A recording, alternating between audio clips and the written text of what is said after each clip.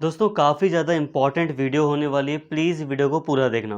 देखिए आज की इस वीडियो में हम आपका जो सब्जेक्ट है introduction to international relation theory concept and debate, आज की इस वीडियो में हम इसके मोस्ट इम्पॉर्टेंट क्वेश्चंस को देखेंगे। प्लीज़ पूरी वीडियो देख लेना, काफ़ी ज़्यादा इम्पॉर्टेंट है। और आपका अभी जो एग्ज़ाम हुआ है मेथड्स एंड अप्रोचेस का, उसका क्वेश्चन पेपर वगैरह देखने के बाद ही यहाँ पे इंपॉर्टेंट क्वेश्चंस वगैरह आपके लिए अरेंज किए गए हैं। और सबसे अच्छी बात यहाँ पे ये है कि जितने भी यहाँ पे क्वेश्चन पेपर्स आप मतलब क्वेश्चंस आपको दिए गए हैं इंपॉर्टेंट क्वेश्चंस में, वो सारे के सारे प्रीवियस ईयर पर बेस्ड हैं। तो यहाँ पे जितने भी क्वेश्चन मैं आपको दिखा रहा हूँ वो 2021, 2022 और 2020 भी एक दो क्वेश्चन होंगे 2020 के भी। तो 2021, 2022 का मेनली जो क्वेश्चन पेपर था पहले, ठीक है, इंटरनेशनल रिलेशन के सब्जेक्ट में, उसके बेस्ड पर आपको यहाँ क्वेश्चन पेपर दिए गए हैं। तो काफ़ी ज़्यादा इंपॉर्टेंट है, पूरी वीडियो देखना। और आधी वीडियो आपके लिए नुकसानदायक हो सकती है, तो पूरी वीडियो देखकर ही कोई निष्कर्ष निकालें। सबसे पहले दोस्तों यहाँ पर हम बात करते हैं, हमारा एक पहला क्वेश्चन है, एक विषय के रूप में अंतर्राष्ट्रीय संबंधों के महत्व और विकास की चर्चा कीजिए। ये क्वेश्चन है। अब ये क्वेश्चन नॉर्मली मैंने आपको बता दिया, लेकिन इसमें करना क्या है, ये कहाँ से आप कर सकते हैं। तो देखिए सबसे बड़ी बात, ये मुख्य रूप से ये वाला जो क्वेश्चन है वो यही कह रहा है कि जो इंटरनेशनल रिलेशन है या जो अंतर्राष्ट्रीय संबंध है, वो किस तरह एक डिसिप्लिन, एक सब्जेक्ट के रूप में इवॉल्व हुआ। ठीक है, तो आपको याद होगा जो आपकी यूनिट 2 है उसका जो चैप्टर 1 है, यूनिट 2 का जो चैप्टर 1 है, जिसमें मैंने आपको पढ़ाया है अंतर्राष्ट्रीय संबंधों का उद्भव और ऐतिहासिक विकास, तो वही आपको लिखना है यहाँ पर सारा का सारा। यहाँ पे यही कहा गया है कि आखिर इंटरनेशनल रिलेशन किस तरह से एक डिसिप्लिन, एक सब्जेक्ट के रूप में सामने आया, ये आपको बताना है। आई होप यहाँ तक आपको बात समझ में आई होगी। यहाँ पे एक क्वेश्चन है कि अंतर्राष्ट्रीय संबंध के अध्ययन में विश्लेषण के विभिन्न स्तर क्या हैं, उचित उदाहरण देकर समझाइए। देखिए दोस्तों यहाँ पे लिखा है what are the different levels of analysis. आपको याद होगा, आपको एक चैप्टर में मैंने डिफरेंट लेवल्स ऑफ एनालिसिस भी पढ़ाया है। ठीक है, देखिए किसी भी घटना को एनालाइज करने के लिए, समझने के लिए 3 स्तर का एक सिद्धांत है। ठीक है, 3 लेवल होते हैं, एक इंडिविजुअल लेवल होता है, दूसरे दूसरे लेवल होते हैं। तो 3 लेवल का एक सिद्धांत है जिसको आपको इस वाले चैप्टर में उदाहरण सहित लिखना है। आप एक दो उदाहरण भी अपने आप, जो कि मैंने समझाया है वीडियो में, आप उसके अकॉर्डिंग यहाँ पर डाल सकते हो। तो आई होप ये वाला क्वेश्चन आपने देख लिया और आपको समझ भी आ गया होगा कि ये कहाँ से है, संबंधित है। तो 3 जो लेवल्स हैं एनालिसिस के, 3 विश्लेषण के जो सिद्धांत हैं, स्तर हैं, विभिन्न स्तर हैं, वो आपको बताना था यहाँ पर। इसके साथ ही दोस्तों, राज व्यवस्था और कुछ नहीं बल्कि वेस्टफेलियन व्यवस्था है, अंतर्राष्ट्रीय संबंधों के विश्लेषण के स्तर की अवधारणा की व्याख्या कीजिए। देखिए दोस्तों, कुल मिलाकर यहाँ पर वेस्टफेलियन व्यवस्था की बात की जा रही है। यहाँ पे कहा जा रहा है जो वेस्टफेलियन व्यवस्था है वही अपने आप में सब कुछ माना जाता है। आप इसको खुलकर बताइए। और विश्लेषण के जो 3 लेवल हैं, जो ऊपर मैंने आपको इस वाले क्वेश्चन में बताया, वही यहाँ पे आपको वो भी पूछ रहा है। यहाँ पे दोनों चीज़ें पूछ रहा है। इस क्वेश्चन में वेस्टफेलिया के बारे में भी पूछ रहा है, साथ में ही जो लेवल ऑफ एनालिसिस है, विश्लेषण के जो स्तर हैं, उसके बारे में भी पूछ रहा है। तो दोनों के बारे में आपको बताना पड़ेगा। और याद रखना, ऐसी संभावनाएं होती हैं कि अगर मान लो ये ऊपर वाला क्वेश्चन आपके एग्जाम में आ गया, तो ज़रूरी नहीं कि ये वाला क्वेश्चन आपके पास आए, क्योंकि यहाँ पे 3 लेवल्स का है और यहाँ पर भी 3 लेवल्स का हैं। ठीक है, तो यहाँ पे संभावना ये होती है कि क्वेश्चन इस तरह से बनकर आ सकता है, इंपॉर्टेंट है काफ़ी।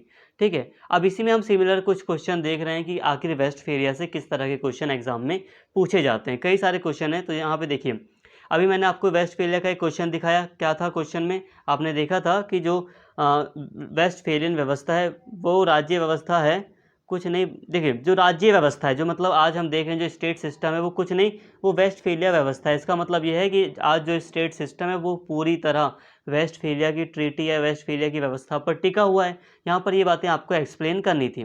ठीक है, वेस्टफेलिया के बारे में ही आपको लिखना था कुल मिलाकर। और यहाँ पे भी आप देखिए यही बातें कही जा रही हैं कि वेस्टफेलिया की संधि ने विश्व शांति एवं व्यवस्था में किस प्रकार योगदान दिया। तो यहाँ पर आप क्या लिखेंगे, यहाँ पर आपको जो कुछ भी पढ़ाया गया है वीडियो में वेस्टफेलिया के बारे में। और एक बात ये भी ध्यान रखना कि वेस्टफेलिया के बारे में मैंने एक वीडियो में तो आपको स्पेशली डिटेल में पढ़ाया, लेकिन साथ में कई दूसरी वीडियोस में भी, इंटरनेशनल रिलेशन की दूसरी वीडियोस में भी थोड़ी थोड़ी बातें वेस्टफेलिया के बारे में की हैं। तो आपके पास खुद की भी एक अंडरस्टैंडिंग डेवलप हो चुकी है। तो आप जो दूसरी वीडियोस में भी मैंने वेस्टफेलिया के बारे में जो कुछ भी पढ़ाया, आप वहाँ से भी याद करके, थोड़ा बहुत याद करके सारा मिला जुला कर आप यहाँ पर लिख देंगे। ठीक है, ये सारी बातें जो भी हैं वो आप लिख देंगे। और एक चीज़ यहाँ पे ध्यान देना, ये जो क्वेश्चन है वो थोड़ा पॉजिटिव सेंस में है कि वेस्टफेलिया ने ही मतलब एक तरह से ज़्यादा जोर दिया विश्व शांति व्यवस्था स्थापित करने में। हो सकता है आपके एग्ज़ाम में थोड़ा नेगेटिव सेंस में भी आए कि आखिर लोग क्यों वेस्टफेलिया को इतना तवज्जो मतलब इतनी इंपॉर्टेंस दे रहे हैं, क्या जो साउथ के जो देश हैं वो उनके पास कोई अपना सिद्धांत नहीं था क्या विश्व में। तो ये ऐसे भी क्वेश्चन बन सकता है। बस आप वीडियो पूरा देखना ताकि सारी बातें मैं समझा सकूं आपको। इसके साथ ही वेस्टफेलिया से एक और क्वेश्चन बन जाता है कि विश्व में शांति स्थापित करने में वेस्टफेलिया की संधि के योगदान का विश्लेषण कीजिए। अब देखिए दोस्तों, कुल मिलाकर क्वेश्चन सेम है, ठीक है, लेकिन थोड़ा बहुत हेर फेर करके आपके एग्जाम में क्वेश्चन आ सकता है। तो बस आप ध्यान देना कि आपको सारी बातें जो पता है वही लिखनी है वेस्टफेलिया के बारे में। तो यहाँ पे ये दोनों क्वेश्चन में से कोई एक ही आएगा। तो ये वेस्टफेलिया के रिगार्डिंग अभी मैंने आपको 3 क्वेश्चन बता दिए, तो 3 में से एक ही आएगा, ठीक है। लेकिन बस यहाँ पे आपको थोड़ा तरीका भी पता चल जाता है कि किस तरह के एग्जाम में आएंगे। ये रिपीटेडली पूछे गए क्वेश्चन है, ये रिपीटेडली पूछे गए क्वेश्चन हैं। इसके साथ ही कैनेथ वॉल्टर्स के संरचनात्मक यथार्थवाद का समालोचनात्मक परीक्षण कीजिए। अब देखिए, जो मैंने यथार्थवाद, नव यथार्थवाद स्पेशली, या जो स्ट्रक्चर यथार्थवाद है वो पढ़ाया है जो मैंने आपको, वो कैनेथ वॉल्टर्स के द्वारा ही जो बातें मुख्य रूप से वही शामिल हैं। तो जो कुछ भी पढ़ाया है ऐसे क्वेश्चन में आप वो सारी बातें लिख देंगे। नव यथार्थवाद या संरचनात्मक यथार्थवाद के बारे में जो कुछ आपको पढ़ा है वो सारी बातें ऐसे क्वेश्चन में आप लिख देंगे। इसके साथ ही एक यथार्थवाद से एक क्वेश्चन ऐसे भी बनता है। याद रखना, यहाँ पे मैं आपको 3 क्वेश्चन दिखा रहा हूँ यथार्थवाद के जो प्रीवियस ईयर में आ चुके हैं, लेकिन 3 में से आएगा एक ही। आपको एक आइडिया लग जाए, आप पहले से सतर्क हो जाएं कि एग्जाम में क्वेश्चन किस किस तरह का बन सकता है, उसके लिए यहाँ पर शामिल किया गया है सभी क्वेश्चन को।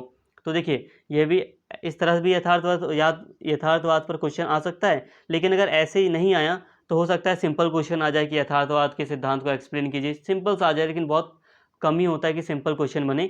बाकी ऐसे आने के चांस भी क्वेश्चन के हैं, जैसे कि यथार्थवाद किस प्रकार अंतर्राष्ट्रीय संबंधों का वर्णन करता है। मॉर्गेनथाउ द्वारा प्रतिपादित यथार्थवाद के 6 सिद्धांतों का आलोचनात्मक मूल्यांकन कीजिए। अब जो हम पुराना यथार्थवाद पढ़ते हैं उसमें मॉर्गेनथाउ बहुत इंपॉर्टेंट है। हालांकि मैंने वीडियो में मॉर्गेनथाउ को नहीं पढ़ाया, बट मॉर्गेनथाउ का जो मुख्य रूप से 6 सिद्धांत है यथार्थवाद से संबंधित, उसको मैं जल्द से जल्द आपको वीडियो प्रोवाइड करा दूंगा। तो यहाँ पे मुख्य रूप से यथार्थवाद के बारे में आपको सामान्य बातें लिखनी थी, कोई दिक्कत नहीं थी, और साथ में जो मॉर्गेनथाउ स्पेशली जो विचारक हैं इन्होंने जो बातें कही हैं वो लिखनी थी इस क्वेश्चन में। सेम जो अभी मैंने ऊपर आपको क्वेश्चन बताया 7th और जो 8th है, दोनों ही क्वेश्चन बिल्कुल ही सेम है। इन दोनों में सेम ही बातें आपको लिखनी है। मॉर्गेनथाउ से एक बार और क्वेश्चन आया था। आई होप दोस्तों यहाँ पे आप समझ पा रहे हैं क्या बातें हो रही हैं, कैसे हो रही हैं। अब हम यहाँ पे बात कर रहे हैं नारीवाद से किस तरह के क्वेश्चन आए हैं पिछले बार एग्जाम में। तो देखिए, युद्ध पुरुषों के मन में होता है, अंतर्राष्ट्रीय संबंधों में नारीवादी बहस के आलोक में इस कथन का विश्लेषण कीजिए।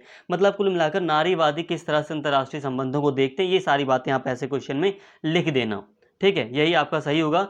यहाँ पे बस थोड़ा सा यहाँ पे ये कहा गया है, कॉन्टेक्स्ट यहाँ पे ये है क्वेश्चन 9 का, कि देखिए जो ऐसा अंतर्राष्ट्रीय नारीवादी जो हैं वो इस ऐसा मानते हैं कि देखो जितने भी प्रमुख हैं, जितना भी रिप्रेजेंटेशन है उसमें पुरुष हैं, ठीक है, मैन ही सब कुछ है वहाँ पर। तो ऐसे में अगर नारियाँ उनकी जगह ले लेती हैं, नारियों को अगर हम किसी भी स्टेट का प्रमुख बना देते हैं तो युद्ध की जो संभावना है वो काफ़ी हद तक कम होती है।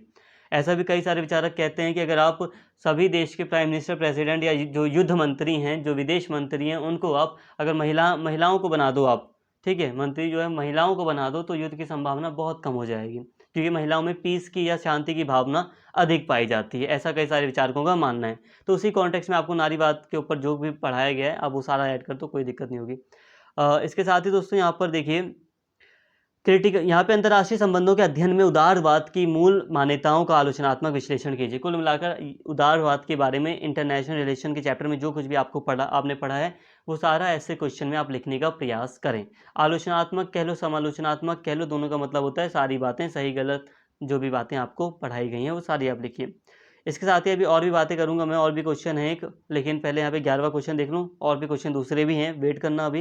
अंतर्राष्ट्रीय संबंधों में विश्व व्यवस्था सिद्धांत। विश्व व्यवस्था सिद्धांत आपको पता होगा, मैंने पढ़ाया आपको अंतर्राष्ट्रीय व्यवस्था। अब विश्व व्यवस्था कह लो, अंतर्राष्ट्रीय व्यवस्था कह लो, कोई अंतर नहीं होता, वर्ल्ड सिस्टम। तो ये जो विश्व व्यवस्था का सिद्धांत है इसके बारे में आपको लिखना है, ठीक है।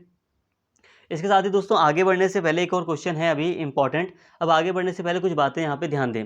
जो मैंने अभी प्रीवियस ईयर के क्वेश्चन आपको प्रोवाइड कराए हैं, अभी जो आपको मैंने बताए हैं वो आधे सिलेबस से ही आपके मैच कर रहे हैं, ठीक है। मतलब जो मैंने अभी आपको क्वेश्चन इंपॉर्टेंट क्वेश्चंस आपको दिए हैं, ठीक है, ये आधे सिलेबस पर ही बेस्ड हैं, लेकिन और भी आपका सिलेबस है। आपके सिलेबस में मार्क्सवाद भी है, ना रचनावाद भी है, अवधारणाएं भी हैं आपके सिलेबस में, ठीक है। तो याद रखना, अपना जो मार्क्सवाद का टॉपिक है आप इससे कवर कीजिए, इससे भी क्वेश्चन बन सकता है, ठीक है। नारीवाद से कैसे क्वेश्चन बनेगा, हल्का सा आपको हिंट मिल गया, लेकिन फिर भी नारीवाद को प्रिपेयर कीजिए। रचनावाद आप पढ़कर जाइए, ठीक है। और थोड़ा सा यहाँ पे ध्यान देना, क्वेश्चन थोड़े से अगर आपने अच्छे से डिटेल में वीडियो को पढ़ लिया है तो इतना मैं श्योर हूँ कि जब आप एग्जाम में बैठेंगे तब आप कर पाएंगे, आंसर को लिख पाएंगे, आप समझ जाएंगे क्वेश्चन किस तरह आपसे क्या बातें पूछ रहा है, ठीक है। अगर आप बस यही रिक्वेस्ट करूँगा कि आप साथ जो भी पढ़ाया है आपको उसको पूरी तरह पढ़ लो। देखो आज ही लॉन्ग वीडियो का फ़ायदा आपको पता चलेगा। देखो जिस बच्चे ने लॉन्ग वीडियोस देख रखी थी, आज का जो अभी आपको पेपर हुआ था पहले मेथड्स एंड अप्रोचेस का,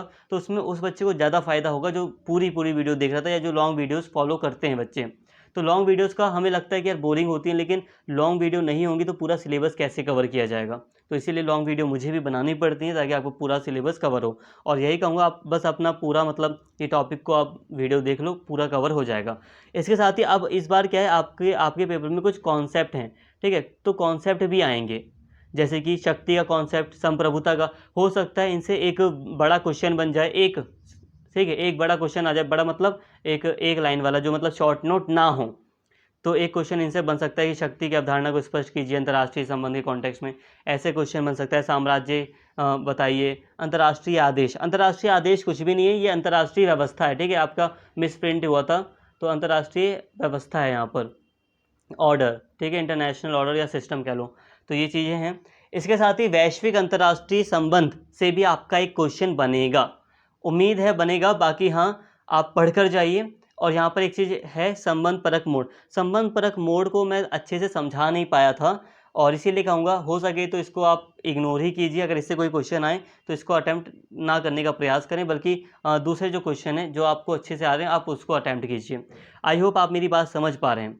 अब यहाँ पे एक इंपॉर्टेंट क्वेश्चन है, इसको देख लेते हैं। तो देखिए, शॉर्ट नोट, जैसे कि शॉर्ट नोट का आपका एक नॉर्मली जो लास्ट का क्वेश्चन होता है, जो 10वां क्वेश्चन आपके एग्जाम में आता है लास्ट में, तो शॉर्ट नोट में आएगा। इसमें आपको 2 ऑप्शन ही चूज़ करने होते हैं। तो यहाँ पे कुछ ऑप्शन है, ये इंपॉर्टेंट हो सकते हैं आपके लिए, ठीक है। संरचनात्मक यथार्थवाद पहले एक बार आ चुका है। यूरो केंद्रवाद आपका आ सकता है, याद रखना। इंटरनेशनल रिलेशन में भी यूरो केंद्रवाद पूछ लेते हैं।